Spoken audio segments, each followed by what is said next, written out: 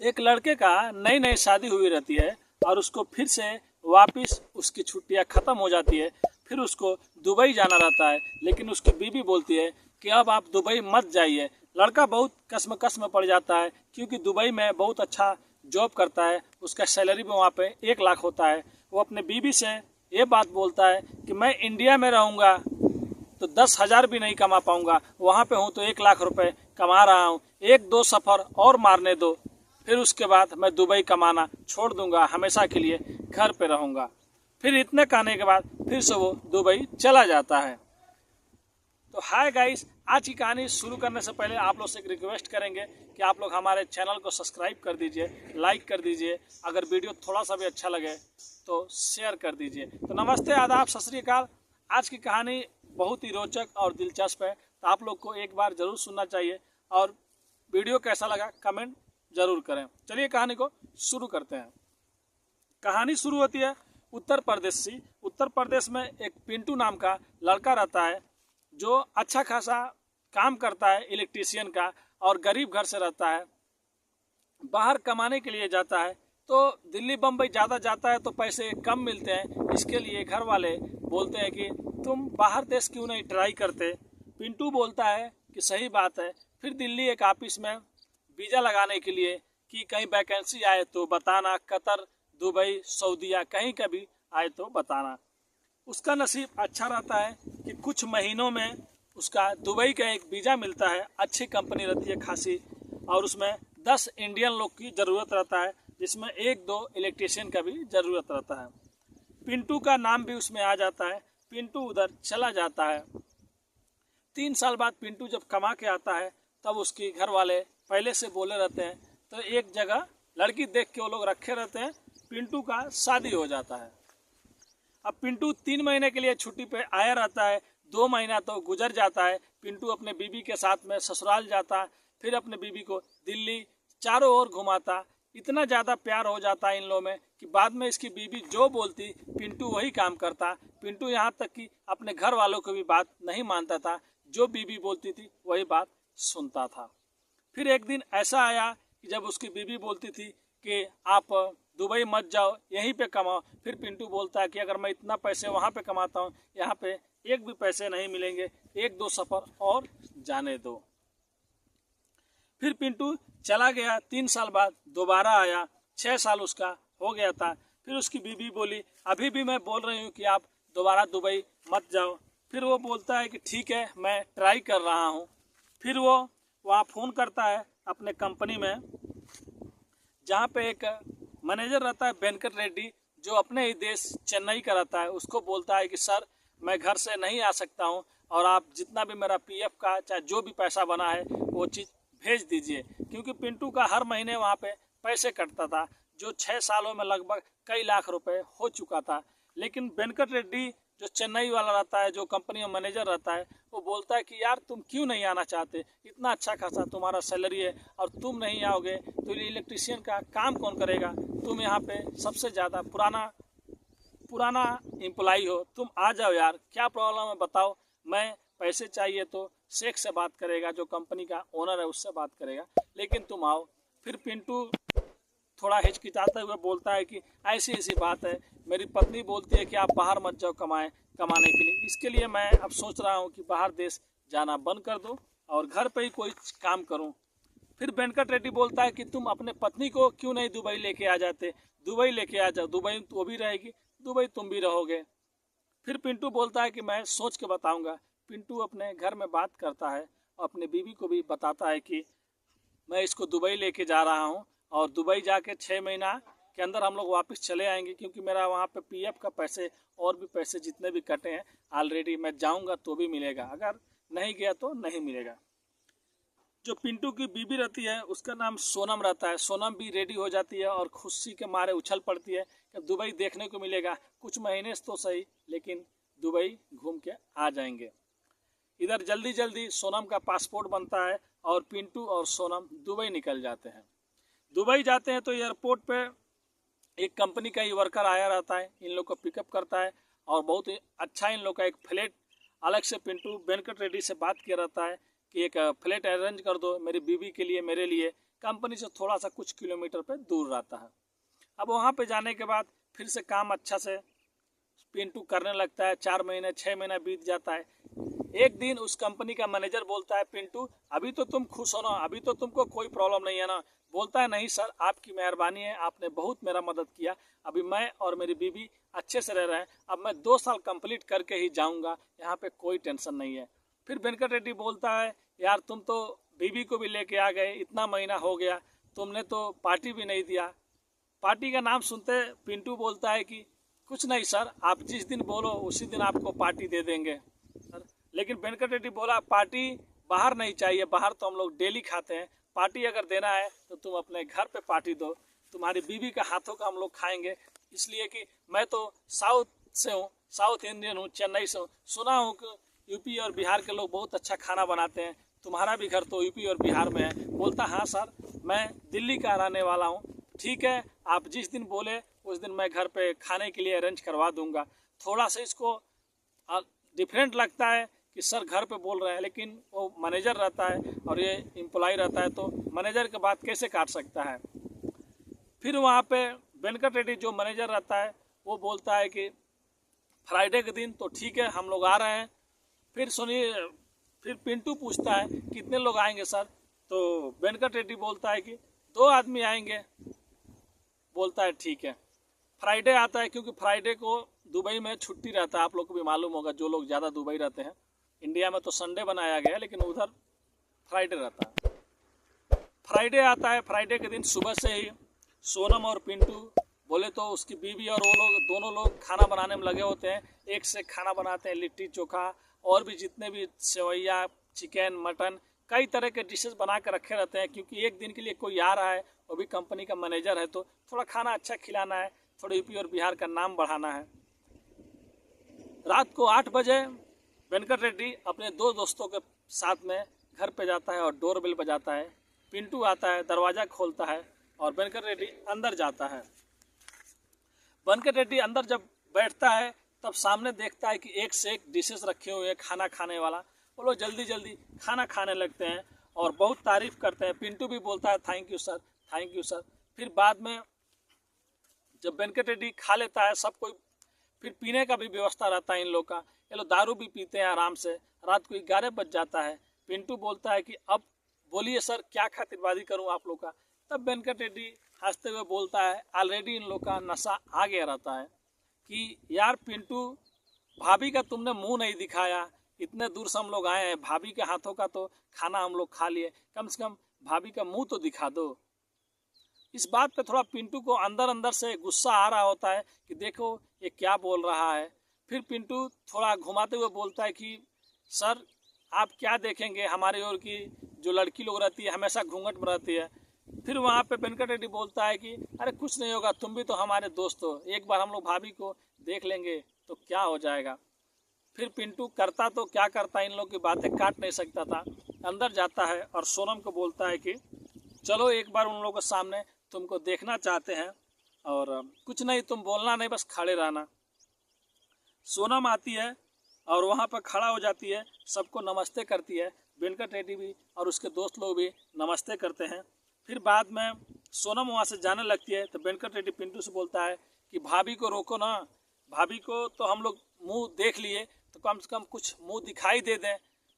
फिर वेंकट रेड्डी अपने जेब से एक चैन निकालता है और सोनम की, मतलब पिंटू की बीवी को हाथ पकड़कर उसके हाथ में एक चैन रख देता है। बोलता है कि ये आपकी मुंह दिखाई है और मैंने खास कर आपके लिए ये चीज़ लिया था।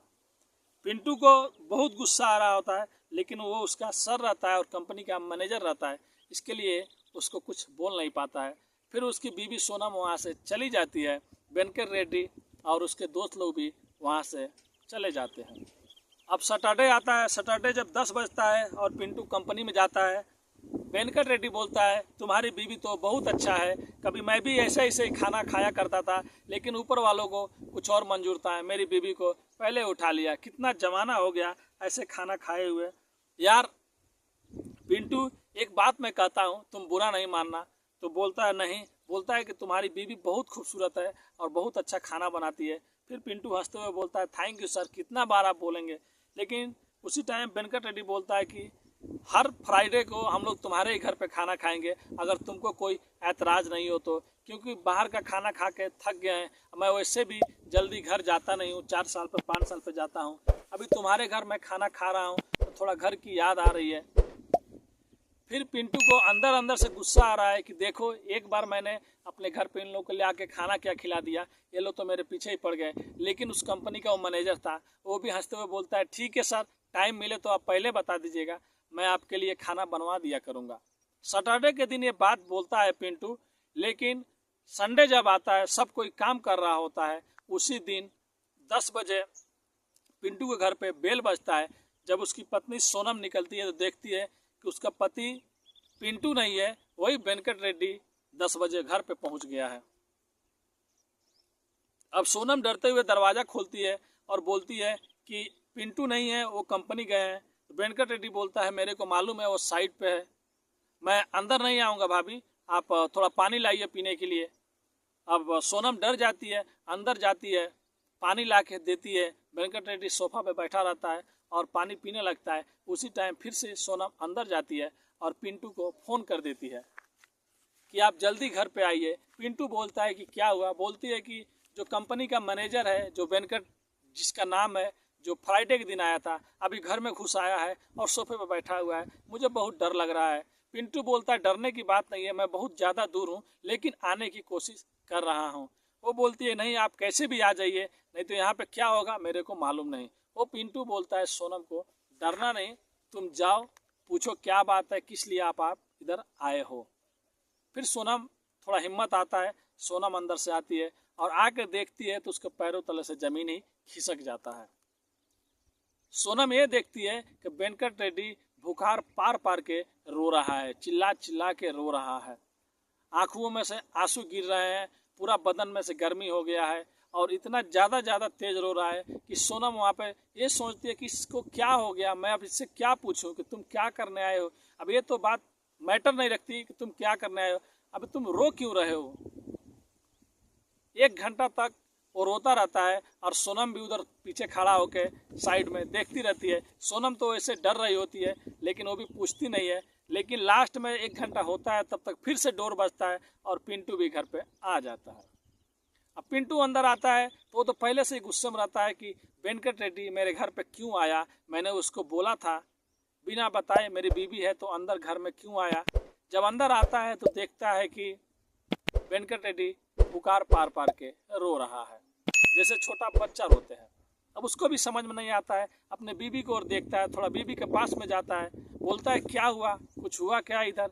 उसकी बीबी बोलती है कुछ नहीं हुआ, जब मैं आपको फ़ोन की उसके बाद मैं जब बाहर आई तो देख रही हूँ ये आदमी इतना तेज से रो रहा है, तो मैं भी डर गई थी, इससे क्या पूछूं, अब ये चुप हो जाए तब तो पूछूं, तब तक आप 1 घंटा में आ ही गए।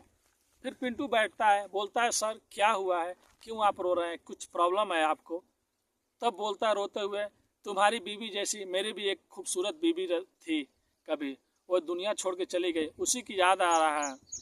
तब पिंटू बोलता है ये बताने के लिए आप यहाँ पे आए थे, मेरे घर पे आए थे। तो बोलता है नहीं, बात कोई और है। तो बोलता है बताइए क्या बात है।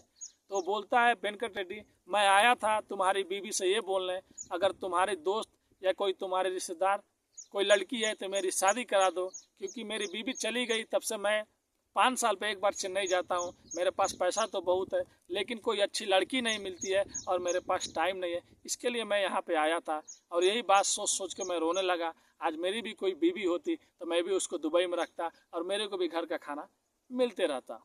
ये सब बात सुन के सोनम भी थोड़ा नर्वस हो गई, पिंटू भी थोड़ा नर्वस हो गया कि जिसको हम लोग गलत समझ रहे थे शायद वो इंसान गलत नहीं है।